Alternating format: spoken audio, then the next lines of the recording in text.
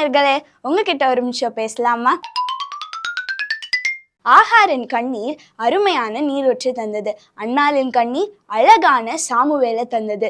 தாவீது ராஜாவின் கண்ணீர் சிறைப்பட்டு போன தன்னுடைய குடும்பத்தை மீட்க செஞ்சது. நாயின்னூர் விதவையின் கண்ணீர் மரித்து போன தன்னுடைய மகனை திருப்பியும் உயிர்ப்பித்தது. எசேக்கியா ராஜாவின் கண்ணீர் ஆயுசு நாட்களை கூட்டி தந்தது. இன்றைக்கும் உங்க வாழ்க்கையில அநேக சூழ்நிலைகள்னாலையும் கஷ்டங்கள்னாலையும் நீங்க கண்ணீர் வடித்து கொண்டு இருக்கிறீங்களா?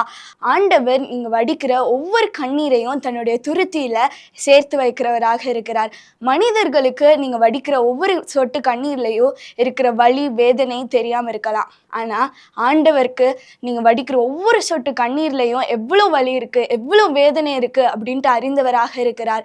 இன்றைக்கும் நீங்க கண்ணீரோடு ஜெபிக்கிற உங்க ஜெபத்தை ஆண்டவர் கேட்கிறதற்கு வல்லவராக இருக்கிறார். அன்னாள் ஆகார், எசேக்கியா ராஜா, தாவீது ராஜாவின் கண்ணீரை கண்ட ஆண்டவர் உங்க கண்ணீரை கண்டு இன்றைக்கு உங்க வாழ்க்கையில அற்புதத்தை செய்ய வல்லவரா இருக்கிறார். பைபிள்ல கூட வசனம் இப்படியாக சொல்கிறது, நிச்சயமாகவே முடிவு உண்டு, உன் நம்பிக்கை வீண் போகாது அப்படின்ட்டு. நம்பிக்கையோட நீங்க ஆண்டவரை நோக்கி பார்த்து நீங்க ஜெபிங்க, ஆண்டவர் கண்டிப்பாக உங்க வாழ்க்கையில ஒரு அற்புதத்தை செய்வார்.